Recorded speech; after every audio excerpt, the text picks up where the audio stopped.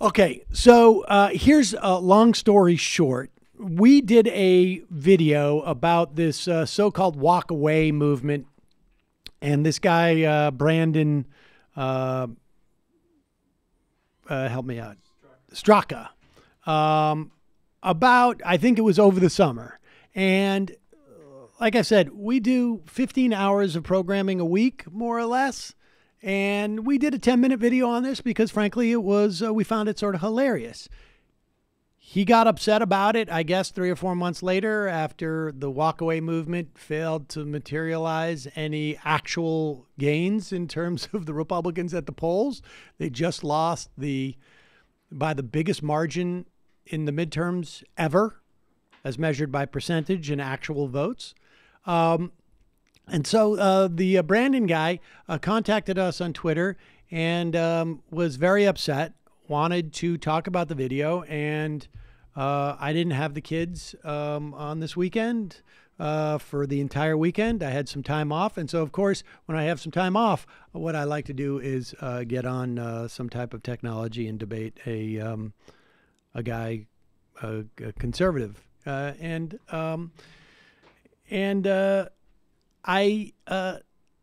I've gotten more upset about the debate since it happened because I didn't know that he had raised so much money and had opera. You know, I thought he was a grifter who was not succeeding. I didn't realize how much success he's had at grifting. But here is my recording of that conversation. His, I think, is a little bit different. You will hear the voice of the producer because I was not on the facing out version, and sometimes my picture is recessed. So here it is, and I think we start actually just before the show picks up. And so enjoy. You ready, James? I'm ready, sir. Okay, just start. Yeah, right. Nope, give me a second. I'm gonna roll it. You'll know it's 19 seconds away. And you're on stage. Here we go. Once upon a time, I was a liberal. I am now walking away.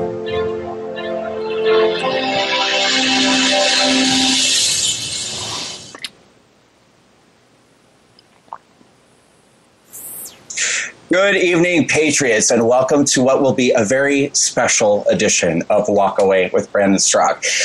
Tonight's going to be very interesting and hopefully a lot of fun because I have a very special guest who's joining us on the show tonight, and I'm really glad that he is because I've wanted to speak with him for a while now, and I extended an invitation a while ago. I wasn't able to get through to him directly, but someone on his team who initially did not want to do, I was told did not want to do the interview, but I was able to break through to Sam Seder directly through multiple harassments on Twitter. And I finally got a response from Sam, and he very graciously decided to join me today on the show, and I'm very, very grateful. And let me tell you why. So much has happened in the last 6 months since I began the Walkaway campaign. It's been a crazy whirlwind, unbelievable experiences that I never could have imagined happening. And most of them have been good, and a few of them have been negative, and I think that's to be expected.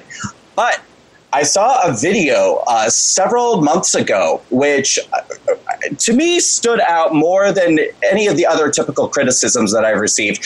Now, I've gotten a good amount of heat from the liberal media. There have been stories that have come out calling me a grifter, saying that my campaign is not real. We're all Russian bots and Russian propaganda, that I'm funded by Putin. You name it. Lots and lots of interesting stories. But this video was extra special, I felt like. It was broken into a clip on a longer format show, which is called The Majority Report. And the clip that I saw on YouTube was titled "Struggling Actor Strikes It Rich, Hopping on the Walkaway Bandwagon." That's hashtag Walkaway Bandwagon. Now, this is interesting right out of the gate. Of course, I was intrigued and I had to watch the clip. But the first thing that struck me was that I didn't hop on the walkaway bandwagon. I created the walkaway bandwagon. So I thought this is going to be interesting because there's already some misunderstandings at the very least right out of the gate. So what I've done is I've taken the episode, or my segment of the episode, which is about 10 minutes long, broken it into several clips that I want to play for you today. They're unedited. They're literally just in the form that they were put out in the episode of the Majority Report. And in between segments, I'd like to just discuss some of the things that are said with the host of the show, Sam Seder. So with that, we'll get right to it because I really appreciate Sam coming on the show today and taking the time to be here. I mean that sincerely. I really, really appreciate that. So I don't want to, take up his whole day. I know he's a busy guy. So let's just get right into it, and we'll watch the first clip. I believe that there are 6, maybe 7 clips. They're not long. And then we'll just have a conversation about some of the misconceptions that I think Sam has about me and my campaign. Can we play the first clip, James? First clip's on the way. So, folks, as you know, Milo Sam's going to be on stage as soon as this clip is over, really, correct? well, I think yesterday, right? Okay. We As soon as this clip's over, yesterday we read I believe it was yesterday. his sad Facebook post where no one cares about him. But you know what? I'll tell you something. There is no honor among thieves, folks. Milo Yiannopoulos' body is almost still warm. Almost still warm. Yet here is another guy, Brandon Straka, who is stepping up, seeing an opening. Now that the most dangerous, what did Milo Yiannopoulos? The most dangerous faggot. Most dangerous faggot is out of the way. Now we have the new hero of the walk away. 30. This is, of course, this guy, I guess at the time, he was an actor and a stylist. I have no idea who this He's person an actor and a stylist. and a liberal. And the important part is he was a liberal. In fact, I think I've read that he cried when Donald Trump was elected. But it didn't take long before he saw the light. Please welcome Sam Seder to the show. Sam, thank you for joining me. How are you doing? I'm doing great. Thanks for having me.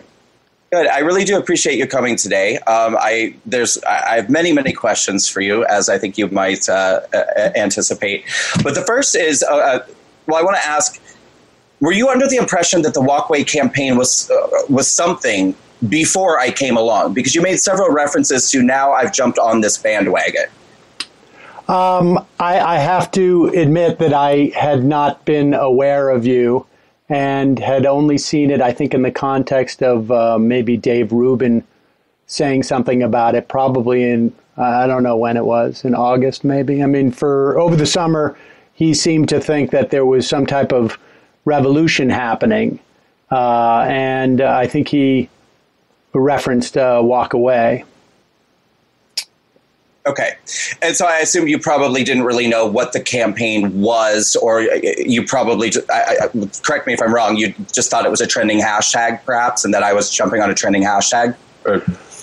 No, I mean, I just assumed it was some idea of people walking away from the Democratic Party.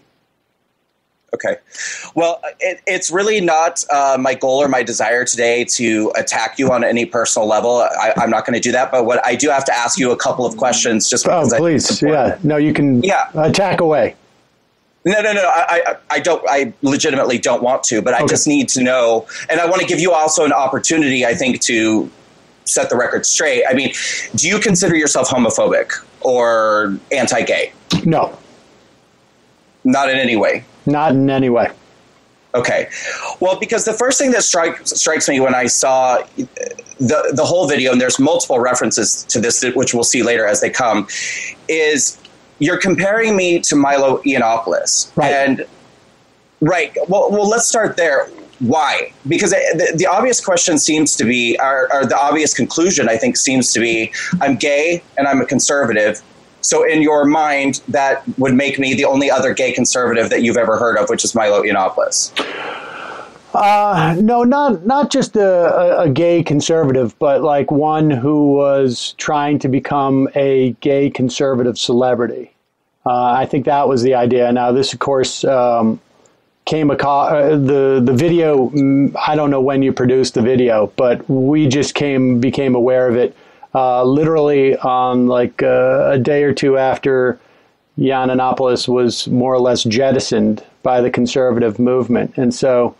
I think the idea was, and from my experience in the conservative media ecosphere or environment or whatever you want to call it, there are slots. I mean, the irony, I think, of the conservative movement is that they bemoan identity politics. But in my experience, people who are not straight white males are heralded in the conservative movement as a way of trying to establish their bona fides, that they're not racist or homophobic.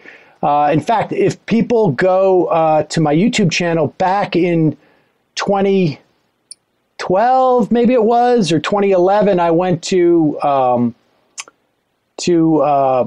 Glenn Beck's 1112 or whenever, I can't remember what his movement was at that time, but it was a big march on the Washington Mall.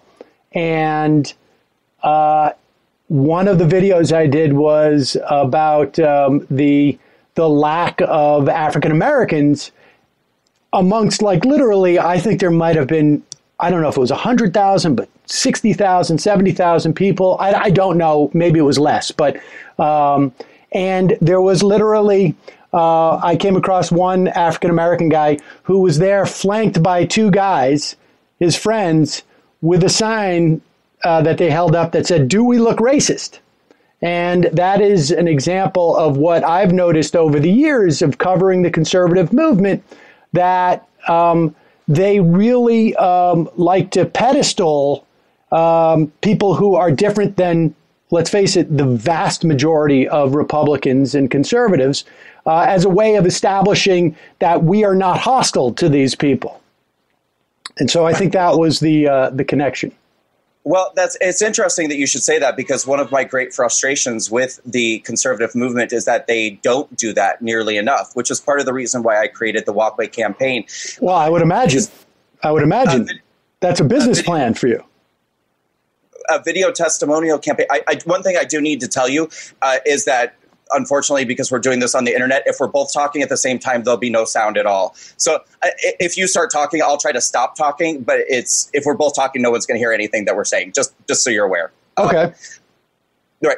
But I created a testimonial campaign, so not only people who are leaving the left could discuss the reasons why they had become fed up with liberalism in the Democratic Party, but for the people on the right who for so long have had the narrative of what it means to be a conservative, I think, I don't mind saying, largely thanks to people like you, being accused of being a racist, a bigot, a homophobe, and they've been very quiet about defending themselves against those charges. And so I said, step up, speak up, and create your testimonials and tell why. So I actually disagree entirely. I don't think that the right has pandered to these groups. I think that they don't talk to them nearly enough. But conversely, I think liberals like yourselves virtue signal constantly about what an ally you are to gay people, what an ally you are to African Americans, when the truth is I don't think you really care about these groups whatsoever. If you did, I don't think it would be so easy for you to pigeonhole me and categorize me as another Milo Yiannopoulos, simply because that's the only thing that your brain is able to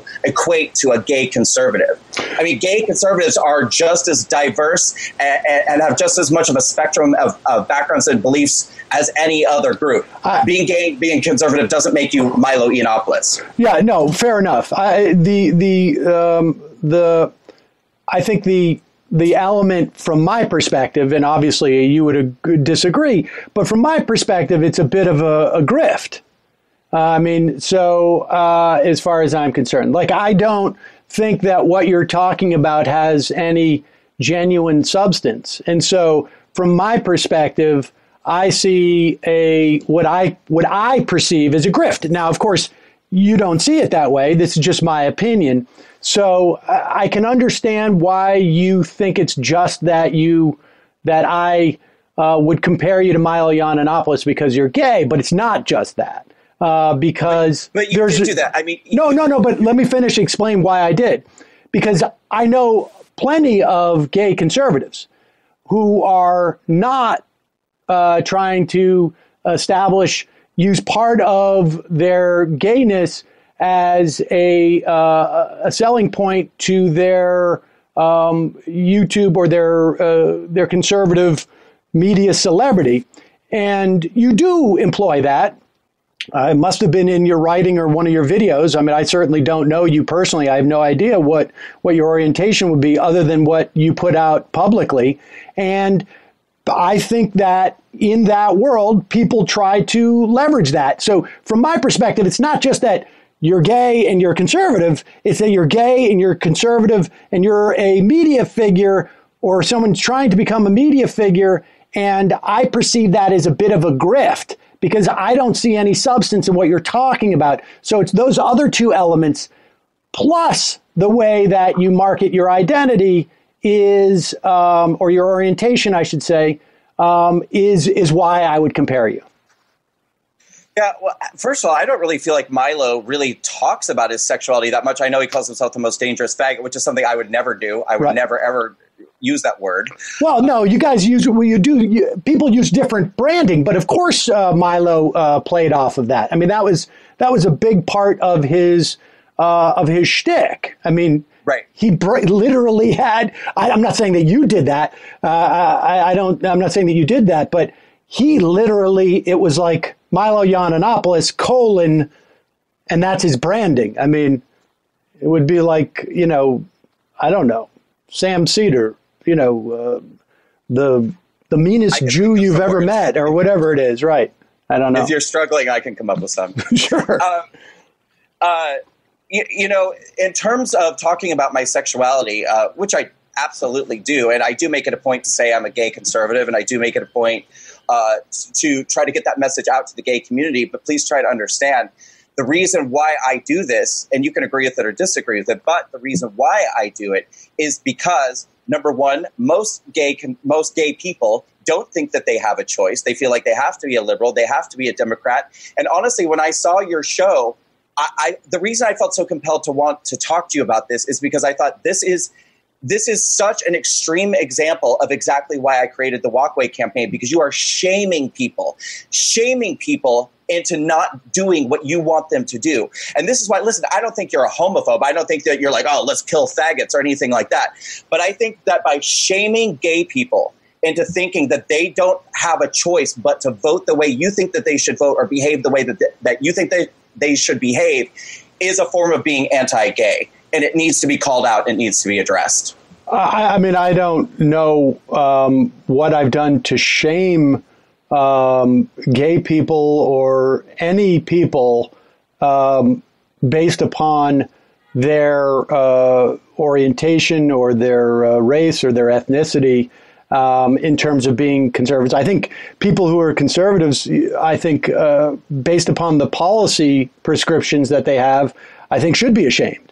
But I don't think you should be ashamed because you're gay and you're conservative. I don't know what in my video that in any way expressed that. I mean, maybe you have an example, and I'm willing to accept it if I'm wrong. But that's certainly wasn't the point of that video. I mean, I think I am much less aware of the idea that gay people don't feel like they have a choice, that there is some type of police squad that's going to come and arrest them if they become a Republican. I mean, I know plenty of gay Republicans, and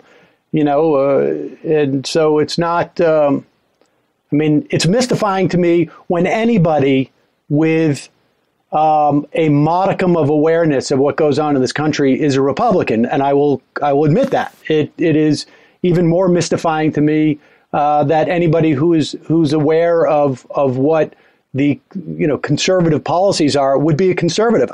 I will also cop to that.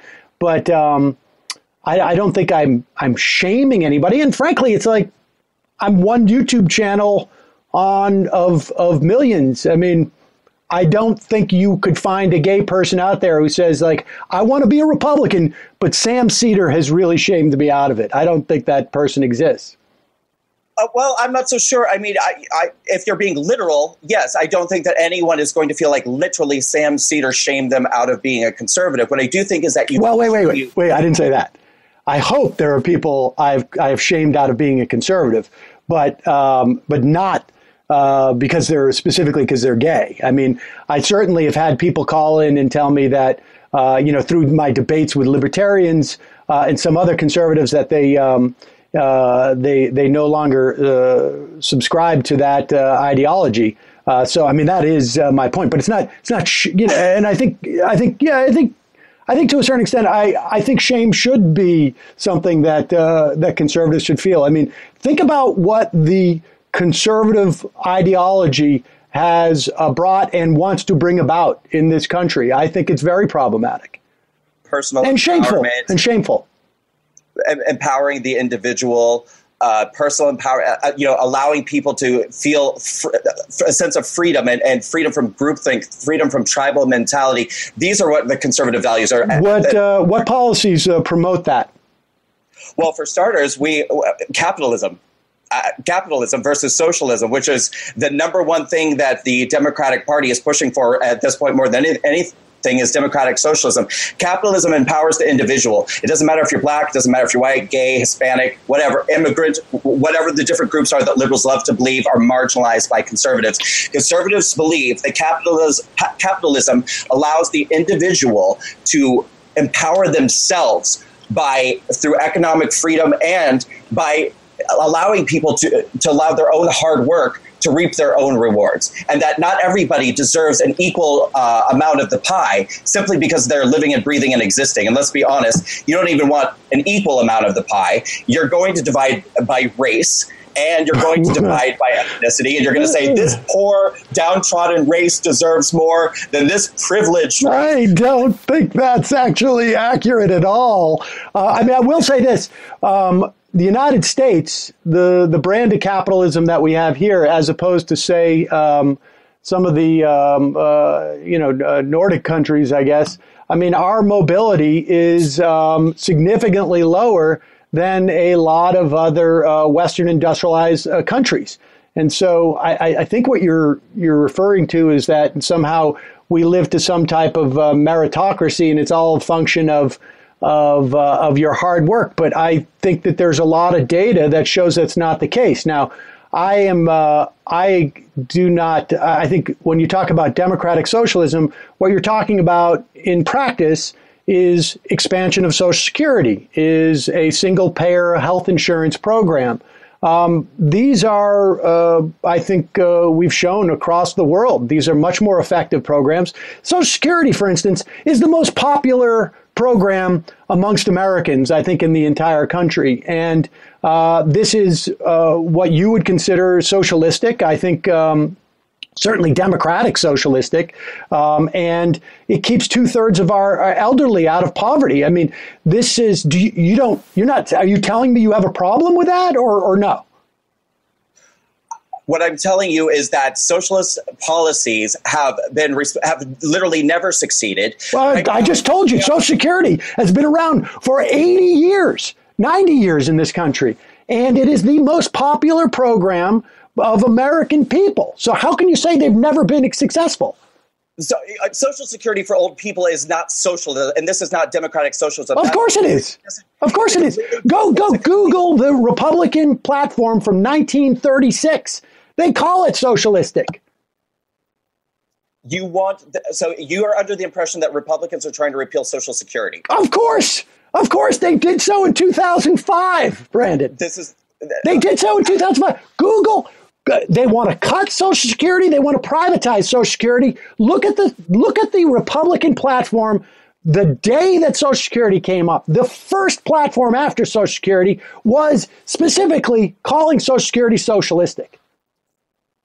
Sam, let's jump. This is true, Brandon. You really This is why when we saw your video, I thought grift, because you are making these proclamations. Yes, you are making these proclamations without any historical basis or any knowledge of what is actually going on in the politics. You have these notions that I have never heard anybody say that we want to give a certain race more than another race.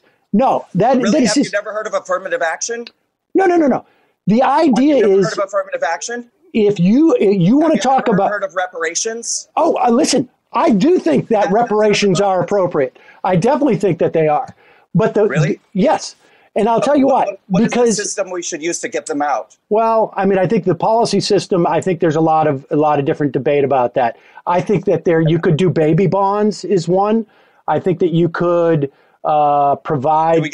Do we give them to Oprah Winfrey and Will Smith and Beyonce and Jay-Z? Do they need reparations? I mean, I'm not worried about how much money we would give them because it would be negligible to them. I mean, I believe in universal, that we should have universal access to higher education. So let's say one free university per state in the country. And if Donald Trump's kids or grandkids want to go, I'm fine with that. All right, listen, we have several more clips that we need to get through, but I just want to answer one thing because you asked this several minutes ago. You said, you said that you don't see why it would be conceived as anti-gay, or no. You were saying that you don't think that there's any gay people who would feel shamed out of being a conservative because of Sam Seder. And what I was starting to say is that you are contributing to the narrative. You know exactly what you're doing when you compare someone to Milo Yiannopoulos, because the liberal media has done an incredibly effective job at labeling him a neo-Nazi, at labeling him alt-right, which now is basically synonymous with being a Nazi. And so to compare me to Milo Yiannopoulos scares other people into thinking that if they're gay and they're conservative, they too will be labeled a Nazi. Now, I'm curious to know, what is it about me that is comparable to Nazism? Because later in the segment, you do call me a white supremacist.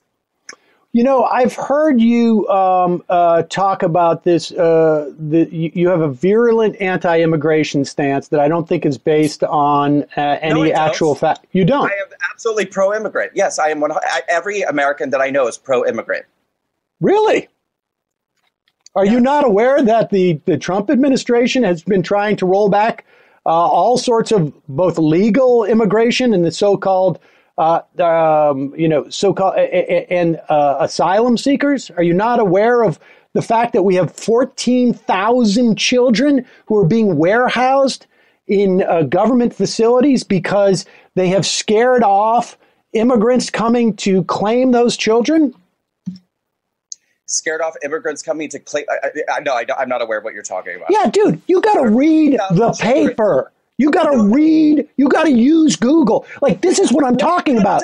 No, don't tell me. I want people who are watching this to Google 15,000 children housed by U.S. government, and why are they not being picked up? After they find that fact out, which was reported widely just in the past week, they can then search how many times ICE has been using those children as bait to find immigrants and deport them. Look up the program where we allow refugees from countries like Haiti or from African countries who have been booted out of this country. In fact, they can also look up that story about that 7-year-old girl who died in U.S. custody. When the U.S. government prevents immigrants, would-be immigrants or would-be refugee seekers from entering the border, as is the statute of the United States, it is perfectly legal for these immigrants to walk up to the border and to apply for asylum. In fact, the only place you can apply for asylum, refugee status, is in the United States. And when these people are forced to go through the desert because... Terrible country. Excuse me? So what you said, the only place that they can find asylum is in the United States. No. Listen carefully. Statutorily, the only place anyone can seek asylum in the United States is when they are in United States territory. There is no mechanism to apply for asylum outside of the United States. That is the law of the United States. You must have 1 foot on American soil to apply for asylum status. Okay?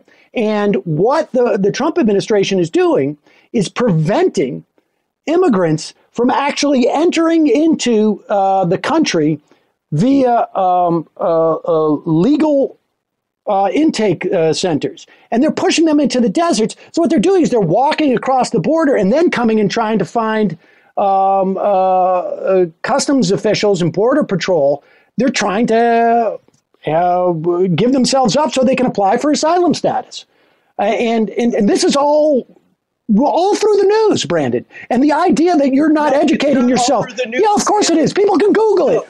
People can Google. I'll Google it right now. I'll Google it right now. I mean, this is what I talk about when you being a grift. The truth is that something is Googleable. What news source do you want to use? Do you want to use the U.S. statutes? You want to look up, you want me to Google, what is the law regarding asylum in the United States? Number one, the United States has taken people in every year. That's never changed. Number two. Oh, how many people do we take in annually now? Tell me how many people we take in for asylum.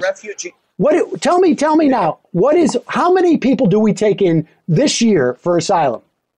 This is the question I was just going to ask you. How do you feel like these policies are any different than what Barack Obama has done or any other president has done? The amount of immigrants that the United States has taken in has changed constantly. It changes according to need. Now, according to need? Yes, according to need. We have, do you know the number of Americans that legal citizens in America who don't have jobs, but we need to open our borders and take in more and more people who don't have any legal right to be here. Now, because they've Brandon, Brandon, the people who are disproportionately affected by illegal immigration. I do. I know the answers. I know low-income Hispanic people, and it's immigrants, legal immigrants. These are the people who are most negatively affected by illegal immigration. If we were to, of course, disregard all of the American citizens who live at the border, who have been overwhelmingly victims of crimes. I am taking part in a documentary in this coming year where we had to actually talk to people at the border. You should talk to the people who have homes on the southern borders who have to carry guns strapped to their backs while they're mowing their lawns because people are hopping over their border. They found a 6-year-old girl who had been raped and had the semen of 30 men. Oh, my God. All over her body, dead, gone. What about all the children who are being human trafficked over the border? You're so concerned about children, Sam. What about that? First off, I do know the answers to those questions about how many jobs are taken away. And every major study has actually said that expanding immigration creates jobs, both at the high end because immigrants tend to be more entrepreneurial, but also you will find that more women enter the workforce when we have low-cost domestic labor. And these are all studies that people can find online. The story of a 7-year-old with the semen of 30 men. She was 6. A 6-year-old. I'm curious where we saw that. At WorldNet Daily. I have no doubt that there's crime committed by immigrants, but I will tell you that all the statistics show that immigrants are less likely to commit crime than native-born Americans. That's just a fact. I mean, these are facts that come from the FBI. Illegal immigrants. Not immigrants. Yeah, immigrants. Illegal immigrants. Whether you want to call them illegal immigrants or immigrants, that's just a fact. Undocumented. It's a fact. Why don't they have documents? Why don't they have documents? Did their dog eat their documents? Well, in some instances, they overstayed their visa. About half of the undocumented in this country overstayed their visa, and the other half crossed the border without authorization. This is what we can't understand about modern liberalism. This is why I can't. Well, then why won't people walk away, Brandon? We're backwards. Why don't they walk away? They do walk away. Go on YouTube and watch the number of testimonials of people who walk away, and for this very reason, dude, listen, Sam. Go on YouTube and search the terms bigger than after Watergate. That's how many people came out and voted in these midterms for Democrats. James, let's get to the second segment, please. And that's a wrap. Once upon a time, I was a liberal. Well, to be honest, less than a year ago, I was still a liberal. I became a liberal because I felt I'd found a tribe whose values align with my own. I staunchly reject racism of any kind. I reject the marginalization of any human being based off of their gender or sexual orientation. I reject tyrannical groupthink. I reject a system which allows an ambitious, misinformed, and dogmatic mob to suppress free speech, create false narratives, and apathetically steamroll over the truth. I reject the acceptance of junk science and superstition to advance ideological... Pause it for 1 second. How do you apathetically steamroll over the truth? No, that's what you do, man. How do you apathetically steamroll You're over? like driving the steamroller, but you're not really paying attention, you know? Yeah. Look at me apathetically creating false narratives. Yeah. 5. That's what we do every day on the show. It's literally... It's on... Exactly. Okay, so there's a reason why I wanted to break this right here, because you seem to genuinely not understand why I use that phrase in my video and what it means. And the great irony is that you and your team are literally engaging in that very behavior without any self-awareness about that fact whatsoever. But this is very typical of liberals in general these days, which is why I walked away. This is why so many people are walking away. The liberal media narrative is such bogus bullshit at this point. And you guys lie with such complete, casual, condescending apathy. And that is what I mean by apathetically steamrolling over. Well, Trump calls all Mexicans rapists. He mocked that disabled guy. He's a pussy grabber. He goes around sexually assaulting women. This is what I mean by apathetically steamrolling over the truth. And this is what I also mean when you're actually talking about me and my campaign specifically. Sam, are you with me? Yeah. Oh, okay. That's what it means to apathetically steamroll over the truth. There is a complete lack of honesty that takes place on the political left these days. And you have become so entitled and you have become so arrogant about the way in which you just bullshit your way through narratives and through false conclusions. And we're sick of it. People are sick of it. And that's why you're receiving pushback, and that's why people are walking away. So that's what it means to apathetically steamroll over the truth. All right, a couple of things. One, I think I am not as sensitive about it, but I can tell you that the folks who are on my show would probably want to correct you and say that they don't consider themselves liberals, but more leftists to some degree or another. I will say that, yes, we mock people. I will concede we were mocking your video. The girl on your show, is she associated with Antifa? She has a podcast called Antifada. What does that mean? The Antifada? It's I know what Antifa is, but what is Antifada? I don't know what that is. Well, I think it is a play on Antifa and the Intifada. And so I would also say that we were mocking you and the video. I will definitely cop to that. I think we were also being condescending in that segment, without a doubt. Michael probably even a little bit more so than I, but that's just a personality flaw he has. But I still, to be honest with you, I don't get the use of apathy. The way that you're using apathetic, I just don't know that you're using it correctly. And I may be wrong, but apathetic means more like genuine disinterest. And I think maybe what you want to say is like we're glib about it. But we're not apathetic. I mean, we are very, very much, we do a 5-day-a-week show. And we take what we do pretty seriously. We try and do it sometimes in a fun way. But we do a 5-day-a-week show. And so I would say that we are anything but apathetic. I didn't say that you were apathetic in your political views. I said that you apathetically steamroll over the truth, and I don't. No, we don't. We are not apathetic. Liberals, but you too. But I don't know what that means. Apathetically steamroll. How can you be apathetic and then also steamroll something. Like, I mean, if you're apathetic, it suggests that you're just like, you don't care that much. You're not putting much, you're not putting much effort into it. Right. That's what it is. Well, how can you steamroll after that? Wouldn't you just like, I don't know, if you were apathetic, you just sort of like saunter by the truth, maybe. It's essentially the same thing, because what I'm saying is that there is, you're so unaware. I think that you're even doing it. Obliviously. You could say we obliviously steamroll the truth. It's, I mean, I chose that word very specifically. And yeah, I think that's exactly the right word. Here's the thing. Matt, who's on our show, I think, I don't know if he has I think he has maybe two masters. I mean, the guy is incredibly well read.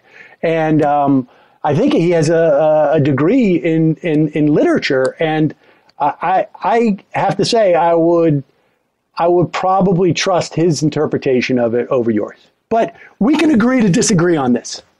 Sure, and I think that you obviously would trust his interpretation of many things before you would trust my interpretation of Definitely. It. Right. So I mean, all right, we'll leave it there. Let's move on to the next clip. These are the reasons why I became a liberal. And these are the same reasons why I am now walking away. Damn. For years now, I've watched as the left has devolved into intolerant, inflexible, illogical, hateful, misguided, ill-informed, un-American, hypocritical, menacing, callous, ignorant, narrow-minded, and at times blatantly fascistic behavior and rhetoric. Liberalism has been co-opted and absorbed by the very characteristics it claims to fight against. For years now, I've watched as people on the left have become anesthetized to their own prejudices and bigotry, and the prejudices and bigotry of those around them who echo their values. I've watched as formerly sensible people who claim to reject racism have come to embrace the principles of universally hating. 37 white people things white people need to stop ruining in 2018. Clearly written in all sincerity. That's like Jim Crow shit, right? That is like crystal knot. Do you understand what's going on? I saw that in my Twitter feed. On some website for headlines? Jesus, keep going. All of society's problems on all people who have white skin. I have witnessed the irony of advocacy for gender equality morph into blatant hatred and intolerance of men and masculinity. I have seen the once earnest fight for equality for the LGBT community mutate into an illogical demonization of heteronormativity and the push to vilify and attack our conventional concepts of gender. These same self-proclaimed victims of intolerance now turning on the gay community that they attached themselves to advance their agenda, now calling gay people privileged and themselves victims of injustice. I have watched as the left has allowed themselves to become hypnotized by false narratives and conclusions perpetuated by social justice warriors who misrepresent and misconstrue facts, evidence, and events to confirm their own biases that everyone who does not comply with their long video. conclusions. Pause it. Hold on 1 second. Can't we pause? Can't we speed it up? Can't we get to the part where he goes full on? I mean, this is right. I mean, this is his where he throws up white power. Exactly. All right, let's go. Speed it up a little bit. So far less entertaining than Milo Yiannopoulos. I was going to say, right? He does not have the chops at all for the position he's gunning for. He needs to be able to do this extemporaneously. I think there's a lot of jump cutting here that he needs, obviously, to do the stuff that he's read. But maybe some better examples of liberals being bad. Well, all of the things he showed us so far are fine. Like there was like New York media. He had 5 pictures of signs and at least 4 headlines. Okay, so there's so much to unpack in that little segment there. So the first is, where to begin? Another comparison to Milo Yiannopoulos, several this time, and it's really well. To be fair, it's all the same video. It is the same video. It's the same. It's not. We're not expanding the comparison. It's still basically here's a guy who identifies as a gay conservative running a grift. We're not expanding out from there. You said that gunning for the position that I'm going for. So first of all, I'd love to know what, in your opinion, is that position I'm gunning for. But most importantly, if you had an honest bone in your body, you would acknowledge that if I were a liberal woman or a liberal black woman or a liberal gay person, you would never in a million years have the nerve to compare me. Oh, well, this black woman, and here's another black woman. So they're who would? You're doing it because I'm a conservative, and you feel no, because like you're a. We were doing it. Listen, me based off of my sexuality. No, we're doing it because you identify, your media presence identifies you as a gay conservative who we think is a grifter. And would I compare? What's the grift? How much money have I made? Yeah, how much money have I made? I have no idea. If you're not doing well, I'm sorry. I'm doing the best I can. That's basically what happened in the office when it came up that we saw you on Twitter and somebody said the guy's struggling, give him a break. And so I did. And I came on the show. I mean, that was the idea. Struggling with what exactly? Struggling financially? Yeah. And trying to make a name. How do you know? Well, what do you know about my finances? No, I don't know anything about your finances, but it's clear that you're not, that the walk away movement, as you call it, did not catch on. And so that's what people were responding to in the office. The president of the United States tweeted about me and the movement when we had our March on Washington with our sold-out gala dinner, with our sold-out brunch with Dinesh D'Souza. More than 215,000 people have joined the Walkway campaign group page, created testimonials. There are thousands of video testimonials on YouTube and Twitter. And this is a hashtag and a movement that is mentioned. If it were not a big deal, why would you even talk about it? Why wouldn't that be a source of embarrassment for you to discuss? Brandon, we did one 10-minute video. Three episodes about three. You did 3 episodes about me. And 3 episodes? What are you talking about? We do a 3-hour show every day. Right. We do 15 hours. At least 3 of those episodes. No, Brandon. We did 10 minutes on you. We did 10 minutes. In the second episode, you did a segment on the March on Washington in which you had somebody edit all of the footage so that it appeared that nobody was there and nothing happened. No. Why would you do that if it was so unsuccessful? Brandon, you're mistaken again. You got to do your homework, dude. No, you've got to Google. You've got to Google it, Sam Seder. No, Use Brandon, Google. listen. People could go and watch the segment. The video is done by Vic Berger.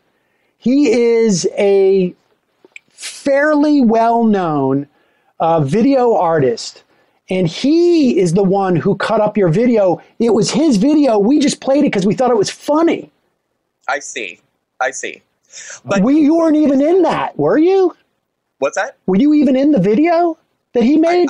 I don't remember. I watched it once. Yeah, so it's not really about you. I mean, I know it's about the walk away. It was a very funny video. People should go check it out. If people don't know Vic Berger's work, they should go check this out. He is a very funny video artist. He takes footage from online and then cuts it up in a way that's very funny. Yes, we definitely did play that. I remember it. It was hilarious, but it wasn't our video. And so, listen, this is what I do every day, Brandon. We look around for funny videos. Do you feel like it was honest? Do I feel like it was honest?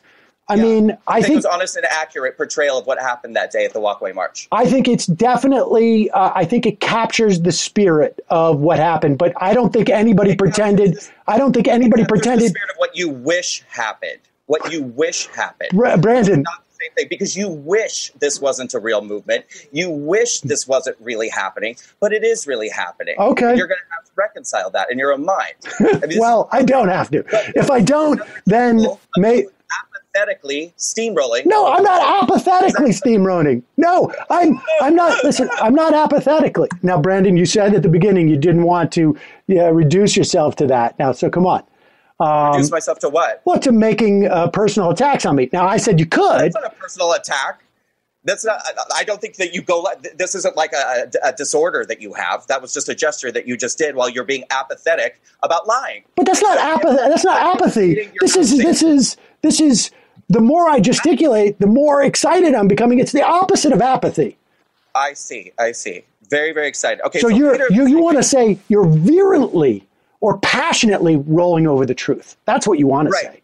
Well, yeah, absolutely. Actually, in this instance, you may be right. You are passionately steamrolling over the truth, like a good leftist. Now, later in the segment, somebody on your team says this is the point where he throws up a white power sign, and you start laughing. You said exactly.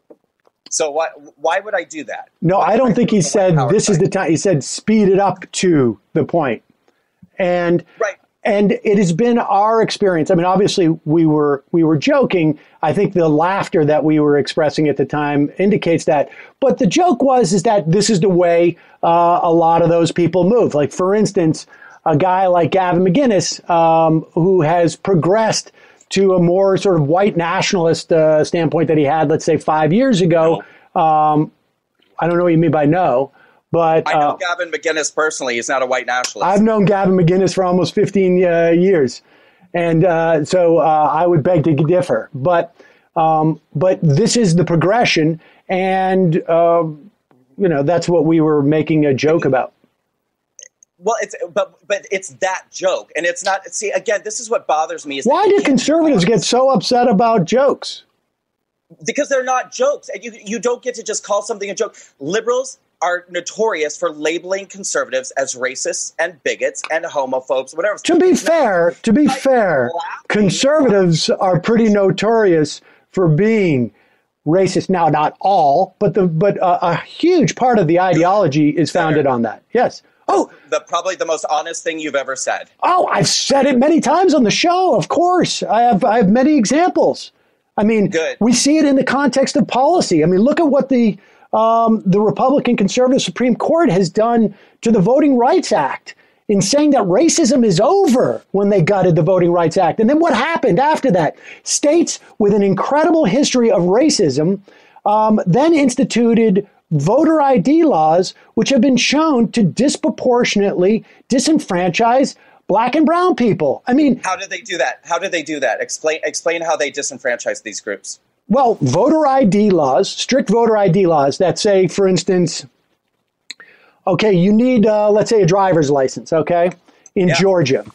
And then you go ahead and you close all the DMVs in neighborhoods and communities that have a high proportion of Black people. So you make it that much harder for them to get a driver's license. But you say your hunting license, that's still good. Or your student license is not good, your student ID. These are the mechanisms, what they do. In fact, there's been a lot of data, and it's been accepted by courts, that this disproportionately affects Black people.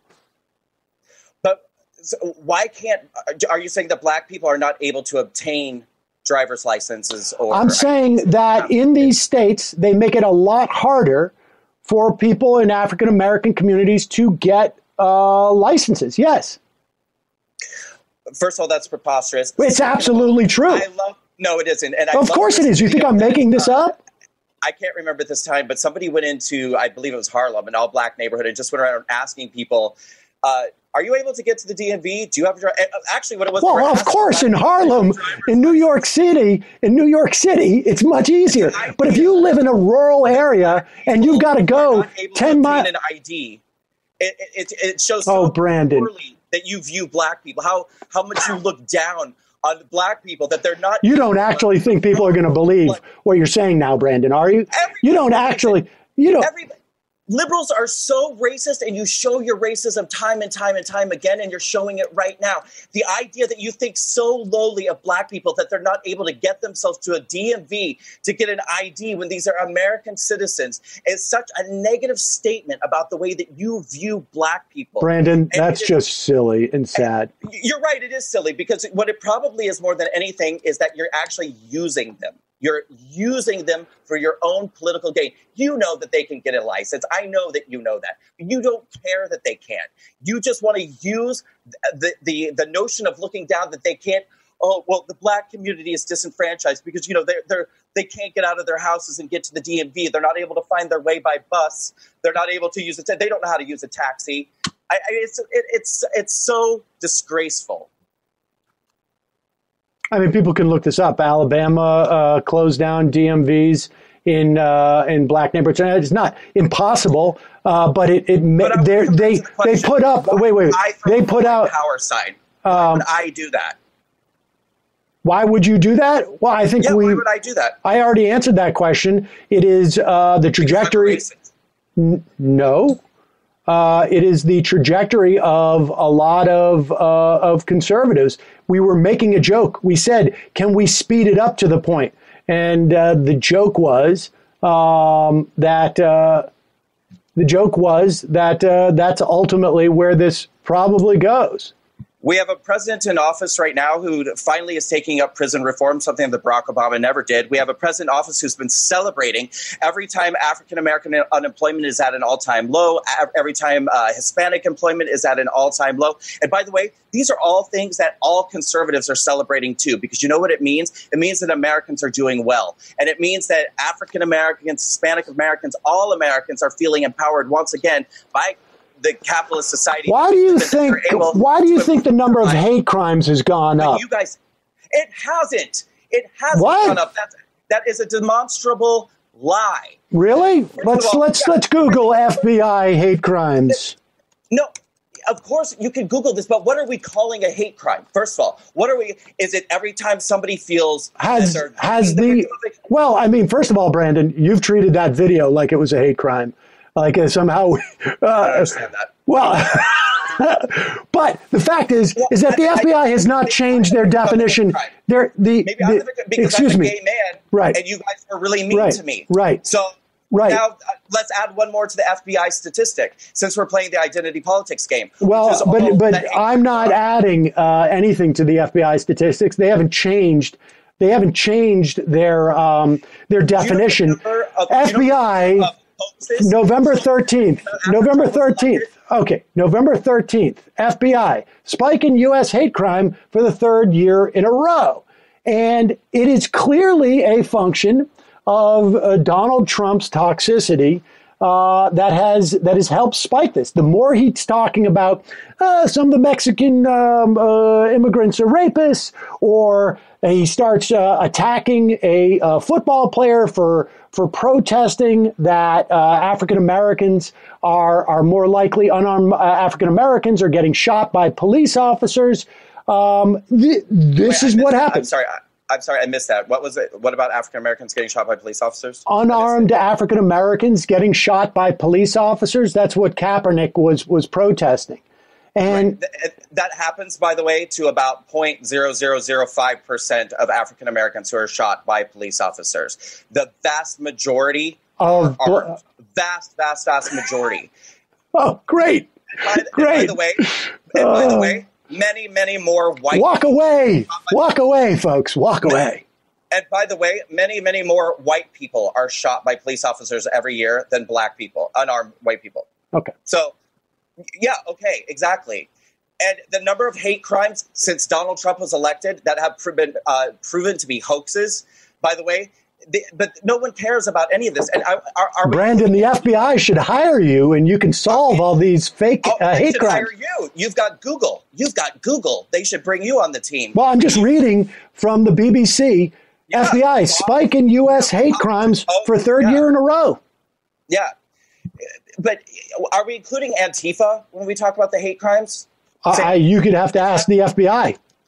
I guess I would, because maybe that's the reason why the crimes are spiking so much. Because Antifa is ratcheting up in numbers in the last couple of years. A legitimate hate group in America that the left puts on a pedestal and celebrates. I mean, at least the right really does not support the KKK, despite what the left says. The right does not support neo-Nazis. The KKK is the right. I mean, they're all on the right. Which is a growing hate group, which is responsible for so much violence. What is Antifa again? It's anti-fascist. Is that what it is? Disingenuously, yes, that is their name. Disingenuous anti-fascist. Yeah, exactly. Disingenuous anti-fascist. Guess what? When you take a bunch of violent leftists and give them carte blanche to go out and commit any crimes that they want to commit, as long as they see a Nazi, guess how many people start looking like Nazis to them? The Nazis? All right, let's play the next clip. And events to confirm their own biases that everyone who does not comply with their prejudicial conclusions and follow their orders. Oh my God. A bigot, a Nazi, a white supremacist, homophobic, Islamophobic, xenophobic, misogynistic. and alt-right extremists. And I've watched as they've used these heartless and carelessly assigned labels to intimidate. Didn't we watch this part already? Unemployed, blacklist, and destroy anybody who dares to fight back. They'll come for me, and then they'll come for you. And worst of all, the Democratic Party and the liberal media has embraced, affirmed, aided, and abetted this cult ideology. Why would we in an effort to gain voters and maintain power? The Democratic Party that I once loved is I don't know. with the extreme They won't come. The Democratic Party and the liberal media now believe they're I know why. His name's Brandon, and we're doing it alphabetically. Oh, okay. The left has decided that the solution to problems with race relations in America is more racism. The left believes that attacking, insulting, and dehumanizing one group of people elevates another. The left now believes that there are no boundaries when telling lies, eliminating the truth, or misrepresenting facts when telling the news, because their end justifies their means. Yeah, the left has now decided that its point of view is the only acceptable one. Is there anything else happen on this, or did you just keep talking the whole way? No one on staff has actually watched the entire video. That's the problem. Yeah, I mean, it is much more fun when there's like Milo saying things like "dangerous faggot." Yeah, Milo. This is where you start, right? Straight people permission to say the F word. Here we go. Once again, there it is. Milo gives straight people permission to say the F word, which is actually probably the most topical thing that's happening right now as the left is exposing themselves numerous times within this last week. Blatant homophobia coming from the left. Meanwhile, it's the right who are actually pushing back against it and defending it. Yeah, so here we go again with, once again, another Milo reference. And I love... So none of you had actually watched the video, so you had no clue what you were actually even talking about. I don't think we could get through the whole thing, no. Well, that's amazing because, you know what, at this point, more than 14 million other people have gotten through the video. It's probably one of the most viral videos of the year. And the people like yourselves who had the most to say about it in a negative context didn't even watch it. Well, we watched as much as we could. I mean, do you understand that I get that you're trying to poke at me or whatever. This video has been watched millions and millions and millions of times, and it's touched millions of people, and it created a campaign that has spawned thousands of, tens and hundreds of thousands of people to create their own videos. Now, you don't have to believe me. You don't have to. I mean, once again, you've got Google. God knows you've got Google. You could simply look it up, look at the stories, watch the videos of the people telling their own stories. But I mean, so to try to make me feel like, oh, you're so insignificant or whatever. I mean, no, I'm not in any way. I'm not trying to make you feel insignificant. I just said that with the video, we just felt got, boring to us. Maybe for 14 million people, it hasn't. I imagine if I was a representative of the Democratic Party and I thought that your video had gotten that kind of traction, I would be excited for it to get more, because in the midterm elections, the Democrats did better than they did in the history of midterm elections in terms of beating the Republicans on a popular vote. I mean, because we're talking about people, right? So in terms of the numbers of popular... True. It was actually one of the most underwhelming midterm election results going back something like 53.1% of all votes. 53.1% of all votes counted were Democratic votes. 45.2% were Republican. That is the widest margin, both in terms of real votes, which, population, of course, but in terms of percentage, also in the history of midterm elections. The widest margin. When you said real votes, I thought you were talking about voter fraud, all of the votes that kept showing up after the election, boxes and boxes of Democratic votes that were showing up after the election. That's what I thought you were referring to when you were talking about real votes. Oh, so is your story going to be what Donald Trump was, that all the immigrants were busted into New Hampshire or something? Is that what you're arguing? Oh, that they're fake votes? There were a number of things. Okay, well, so it was a voter fraud. Harvesting. I'm sorry, go ahead. You should do some videos on the voter fraud, but for people for people who believe that there wasn't millions of illegal immigrants posing as fake voters, this does happen. That's a very real thing that happened. Except for there's not been a single incident of that in recorded history. But Sam, you're gonna. There's never been a single incident of an illegal immigrant voting in an election. No. Taking someone else's identity. Are you kidding? No. Sam, okay, go ahead. There have been instances of undocumented immigrants who voted and didn't realize they weren't allowed to vote. But there's been no incidents. Immigrants, they're illegal aliens. Whatever you want to call them. Because they don't live here. They don't live here. That's how it works. You don't have documents because you don't live here. Okay. And I'm sure they have documents for the country that they live in. They might. But they don't live here. Okay. So they shouldn't vote here. Well, it's right. It's inappropriate. No, it's inappropriate for them to vote. And I think it's illegal for them to vote. But the people who have done it haven't done it under a fake name. They thought they were eligible to vote. That's all.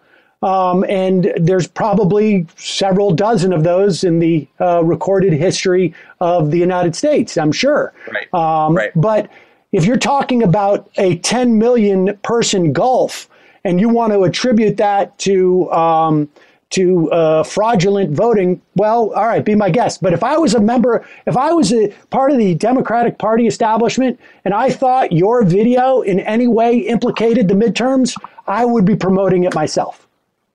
Well, I have to tell you, first of all, the metric that we use for a midterm election is not the total popular vote by any means. It's the actual results of the vote, which are House seats, Senate seats. And this was one of the most underwhelming midterm election results ever. And considering that we have a president in office who gets more than 90% negative coverage by the media, this should have been a slaughter for Republicans. This should have been an epic disaster, but he did better than Barack Obama, both of Barack Obama's midterm elections. He did better than both of Bill Clinton's midterm elections. He did better than both of Ronald Reagan's midterm elections. In fact, the only president in the last 25, 30 years who did better was George W. Bush, and that's because we were in the middle of a war.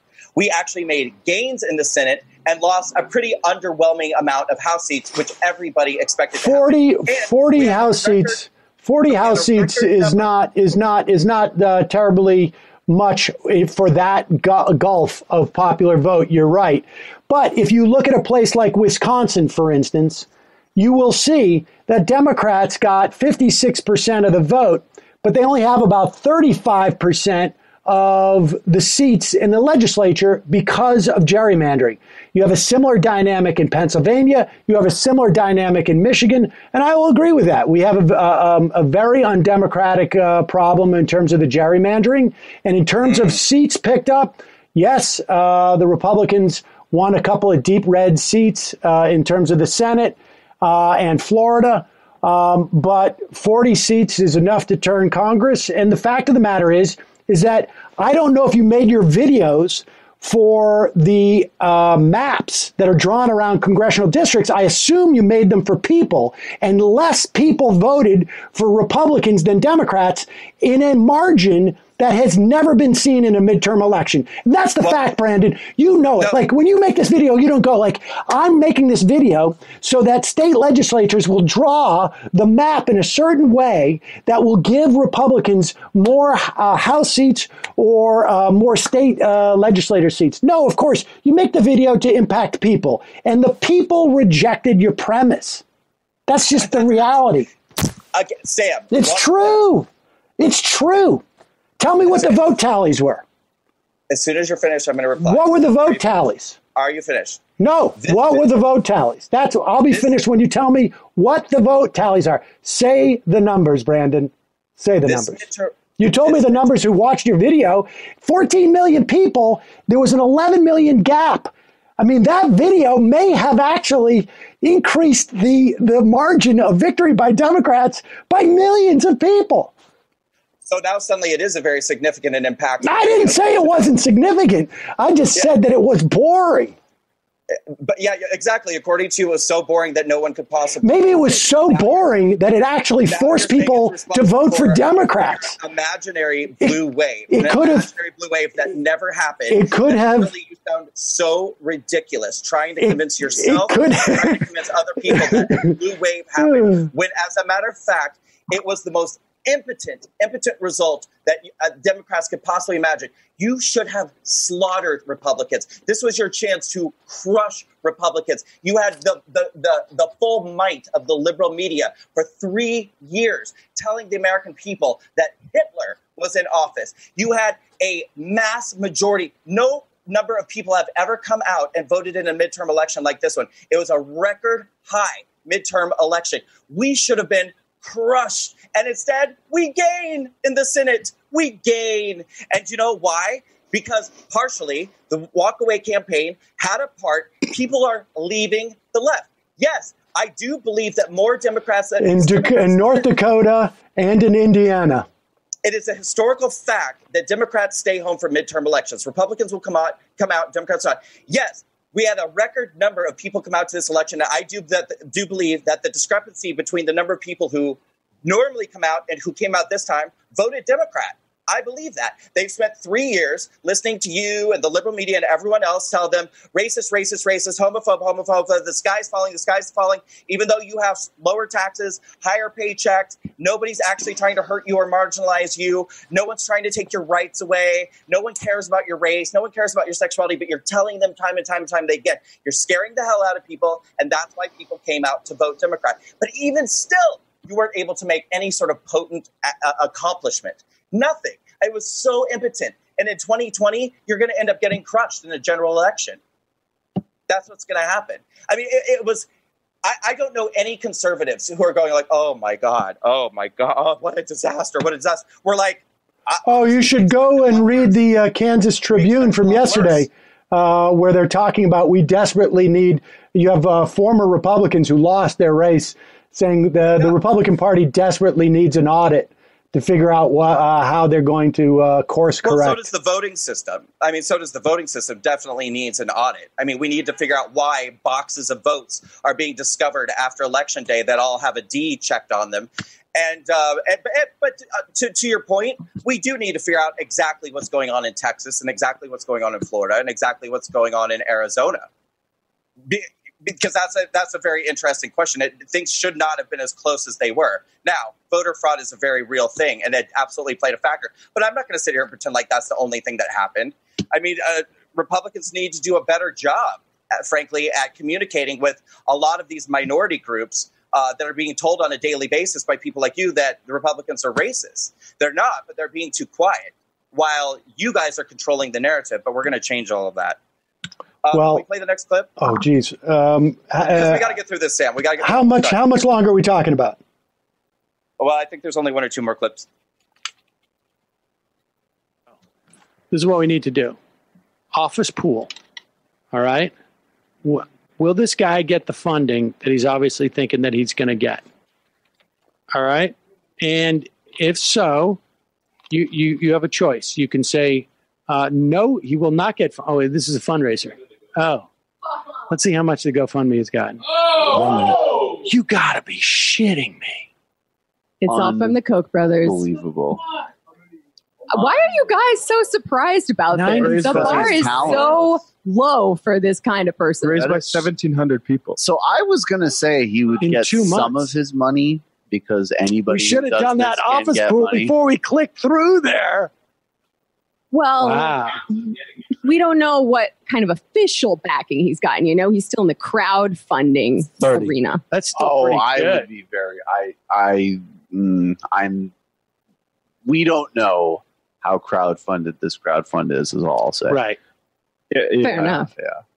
There's a lot of different ways to create accounts. Yeah, there's a lot of different ways to do these things. Oh, well, it appears that it is raised by 1,698 people in 2 months, but 5. Nothing to say those aren't like different stock accounts of the Koch brothers. Please read the. I literally love that. Different stock accounts of the Koch brothers. I mean, you guys are literally doing mental gymnastics to try to figure out why this campaign is succeeding. And you're completely incapable and unwilling to acknowledge. Again, this is a real. Oh no, I think Jamie was more skeptical than I was. I definitely I do not underestimate the ability for grifts like this on the right to work. I mean, many times I've thought about I should put out a video. I mean, during the Obama years, I was like, I should put out a video entitled "The Real Obama" and make it all whispery and make a lot of money. So I was I was less surprised that you were able to raise money off of it. Right. Yeah. And of course, Peter Strzok, who raised, I think, $500,000, $1 million in like. Yeah, I found that horrible. Oh, did you? Okay, good. Because it's. Would you call that a grift? Yeah. How about Christine Blasey Ford accusing somebody? She $1 million. She donated all that money. Yeah, she did after a lot of. She donated all that money, and she's been going around, and I don't know if she's been able to live at her house since then. So no, I would say that's not a grift. You would say that's not a grift. Well, right. It sure took her a while to donate that money, and probably a lot of pushback before she made the decision to do so. After accusing somebody of rape and dragging this person through the mud with absolutely no evidence whatsoever, none. But she raised no evidence. I mean, I think it was her testimony was the evidence. Oh, right. Believe women, right? Believe all women. Is that correct? Well, I mean, people can decide for themselves as to whether or not her testimony was compelling, whether or not when he wrote, whether his testimony was legitimate. Like, let me ask you this about that. If we're going to talk about this, can't remember where. Do you think? Do you think? Corroborate the story. Do you think when he wrote Renate alumnus in his yearbook, do you think, like he said, that it was just an homage to that woman? What I think that is that if I were raped and I were going to make it a public spectacle to drag somebody through the mud who happened to be trying to be appointed to the Supreme Court, who has a different political background than I have, I might at the very least not bring people in who are not able to corroborate my story whatsoever. I might remember where it happened, when it happened. If it devastated me so badly that I wasn't able to move on with my life and I had to have a front door installed into my house, I might remember a few details or have at least, since I claim there are multiple witnesses who are there and all of my witnesses say, nope, literally never happened. I have no idea what this woman's talking about.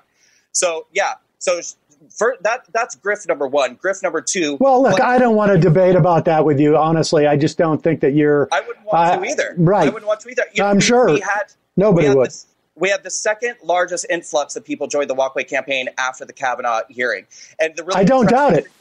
Yeah, and the really interesting thing about it was mostly people in like their 50s and 60s who had been Democrats since they were in their 20s, who literally like loyalists who were like, enough. They should have voted. Maybe that would have helped the vote tallies. They did vote. We were able to avoid what should have been a disaster based off of the media coverage of this president and the lies and misinformation that's constantly put out by the dishonest. Brandon, let me ask you this. In your video, you should have come out and said, we are going to hold the Democrats to their largest tally ever in a midterm ever. That's what our goal is going to be. We are going to have the largest disparity between Democrats and Republicans that we have ever seen. And then you would have been exactly right. No, Sam, why don't you make a video and say that wasn't my goal? Despite what you may think, I'm not Milo Yiannopoulos. I don't fit within the box that you're trying to fit me within to try to justify in your brain what a gay conservative is or what a gay conservative should say or what a gay conservative should do. No. Gay conservative grifter. Gay conservative grifter. Well, let me tell you something. James, why don't you let's show Sam where the GoFundMe is currently at.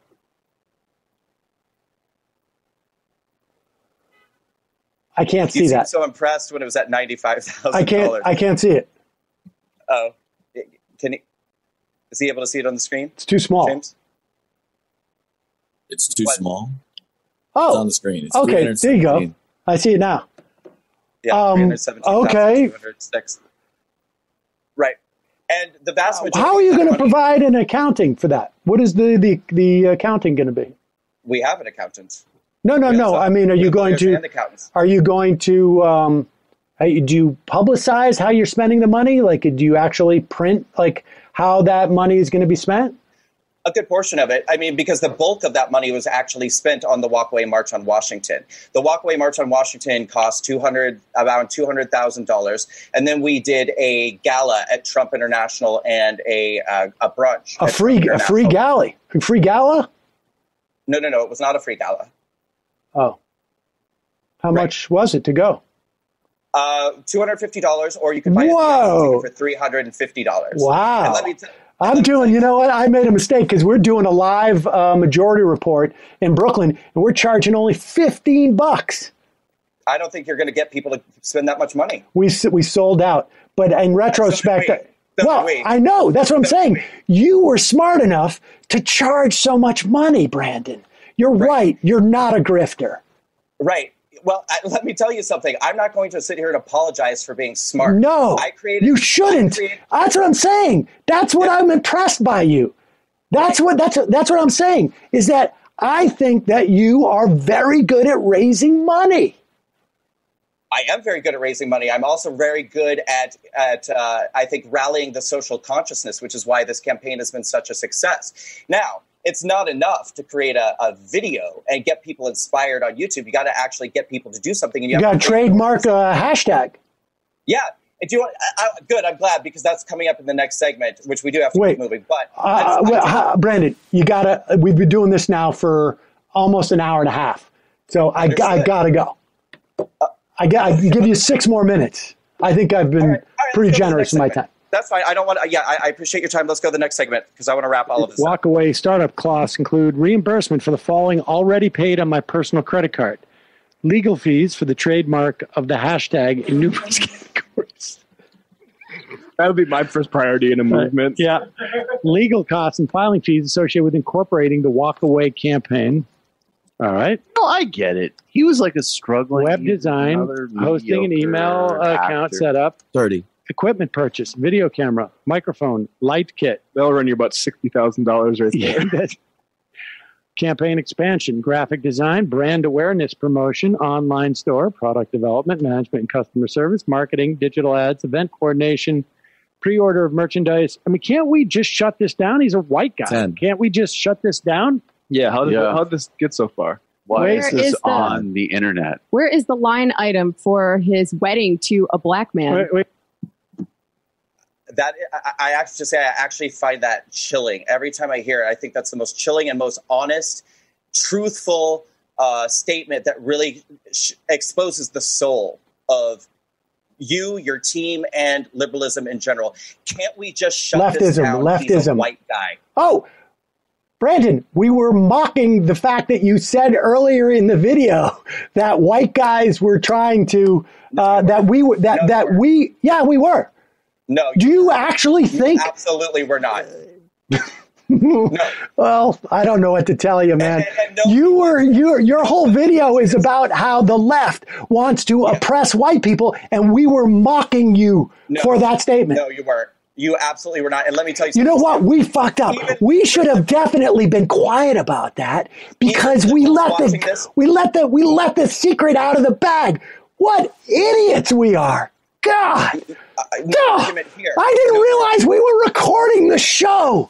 We're not supposed to let anybody know that we target white people and shut down their GoFundMes. Yeah, you do. And you've become so arrogant and so complacent. We thought we could say it publicly. We're idiots. Damn it. I'm going to fire. Listen to me. I'm going to fire every single person who works on my productions. Yeah, let's do this. I'm going to fire every single person on my producing team who allowed me to say that publicly because they did not in any way. So defensive. Of any clip that we play, you're trying to not even let me get a word in because you don't want this. Right. This is so honest and so true, and you know it. Even liberals watching this episode right now know that that's exactly what you're doing. Yeah. Because that is what you do. Absolutely, and you have become so arrogant and so entitled to be able to shut down white people, shut down men, shut down heteronormativity, shut down. Do you hear that music? That you are blatantly just coming right out. I hear music. Just like Mika this week, making her homophobic I hear music. Do you hear music? No. You have an earbuds. Is it your music? Well, I'm connected to the thing. Are you not playing any music? No one's playing music. No music. Oh, gosh. All right. Sorry. It's coming through my computer. Okay. Nobody's buying this, Sam, because that is exactly what leftists do. That is exactly what progressives do, and you weren't joking. You weren't joking at all. Let me just say this. I wouldn't be surprised Brandon, if you actually tried to get it shut down as well. This entire thing that you're recording, we're not going to let it go up. It's two white guys talking. We're just not going to allow it to go up. I'm sorry. I mean, it's been fun talking about it. We can, yes, okay. He's got to go. Let's do the last clip. Of merchandise. I mean, can't we just shut this down? He's a white guy. Can't we just shut this down? Yeah. How did this get so far? Why is this on the internet? Where is the line item for his wedding to a black man? Wait. Today, July 10th, I made a major announcement. We're going to organize a nationwide walk-away march. It's to show the world we're not taking hate. We will walk away from all that. He hasn't been terribly active on this. Last time was July 10th. Wow. Creator is not engaging the way we expected.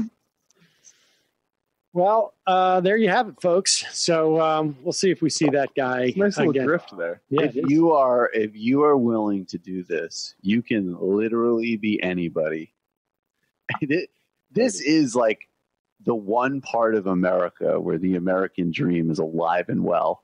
If you are willing to be a disgusting mediocrity online for plutocrats and racists, there is literally no limit on what you can achieve. This is American as apple pie. Snake oil is the foundation of the American economy, and in that sense, we are still quite robust. Yeah, as a friend of mine likes to say, the bar is lol. Good one. A disgusting mediocrity for racists and bigots coming out of plutocrats. People who just plutocrats. Yes, coming. It's hard to hear you, Sam.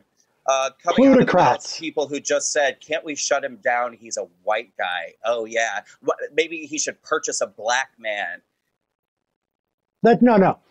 You what she said. She was mocking you for being a gay conservative grifter like Milo Yiannopoulos, who would always mention that he was married to a black guy as some type of defense for his white nationalism. I got it. And but the guy said so he can purchase a black. No, she said it, didn't? No, he did. Listen again. Later, after she said that, he said, "Yeah, so he can purchase a black guy." Okay. Yeah, it was a tasteless joke. Really I'm going to dock them. Really funny. I find it tasteless. Yeah. Okay. Great. Well, Sam, I know your time is very precious and valuable. I really appreciate you coming here today. There is a video that I'm going to show as we roll out the end of this segment on the show. Is there anything else that you wanted to say? I just want to thank you for coming on today because I didn't anticipate that we would probably have any come to Jesus moments with one another. But I watched your video, and I just want more and more people to see that video because that would, as I was teetering on the brink of walking away, that would have pushed me over the edge.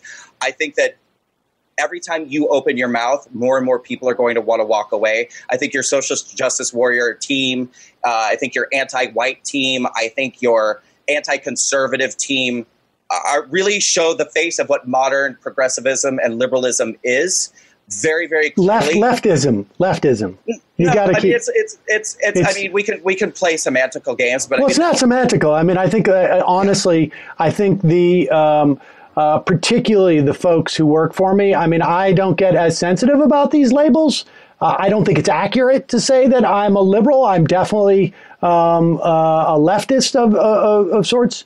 But they would really find that to be offensive. They would find it offensive to be called a liberal. Yeah, I think they are to the left. They are to the left of liberals, and they are disparage liberals. Yeah, long live Antifa, long live racism, long live homophobia. Well, let's be specific. I think what you're trying to say is white racism, right? That we are a bunch of white racists. The truest form of racism in America today. Yes. Okay. leftists are the most racist people in America today. They are the most homophobic people in America today. You have, as I said in my video, become everything that you claim to fight against. And I feel like your show and your numerous episodes that you've done about me demonstrate that very, very well, clearly. It's unfair to say episodes. We do the whole show. It's like a radio show, and then we just cut up clips. We do 10 clips a day. So we do 50 clips a week. And we did one that featured you, one that was just a replay of Vic Berger's brilliant film, short video of the sad nature of the Walkaway March. Please, I agree with Sam. Watch this video that he's calling brilliant. I believe they edit in farting noises. It was very funny. Yeah. It was very funny. Yeah, it is. That's really, that's it was really funny. I think that we just have a different level of sophistication in our humor. It's possible. Yeah, I don't usually laugh at fart jokes. No, I was a professional comedy writer for a long time. So. How'd that work out? Great. Did it? Yeah. You're cool. I don't want to sit here and disparage your career. I mean, that's what you tried to do to me numerous times, and I don't want to be like. No, I did look at your acting resume. I certainly had opinions about it. I think everyone should go on IMDb and look at Sam Seder's I wasn't credits. primarily an actor, but I did do some acting. You sure were. But I wrote scripts for multiple scripts for NBC, ABC, CBS, HBO, AMC. That explains. Yeah. James, hush. All right, Sam. Thank you for your time today. Thank you. I think that. One of the recurring themes of your comments about me seems to be that this is just a real nothing burger, that this movement has made no, that it's a grift. It's a grift. No. You definitely said that it has had little to no impact, that it's not a real movement. It's not a real thing. You said that. Come on. Oh, no. Yes. I've also said that it didn't work in terms of ostensibly in closing the gap about the number of people who voted for Democrats versus Republicans. Yes. Right. But but I never in a million years claimed. I never believed that there would be a red wave. I never believed that there would be a blue wave. Not whatsoever. Neither side was going to have a wave, not with the amount of negative press coverage there is about this president. But what I do feel very secure in saying right here, right now, is that we definitely had an impact at staving off a disaster. And this midterms should have been a disaster for Republicans.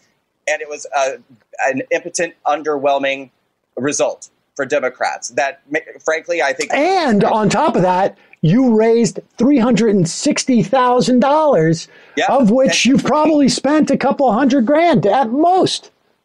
On the organization, and actually we have a nice surplus going into 2019. And as we speak, we're becoming a nonprofit organization.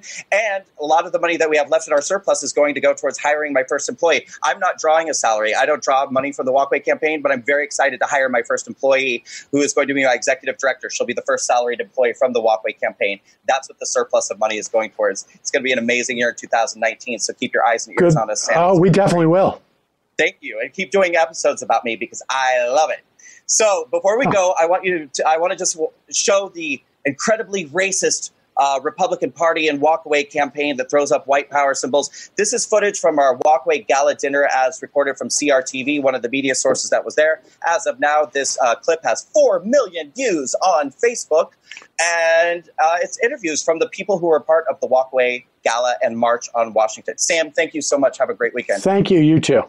You're welcome. The behavior from the left has become extremely divisive.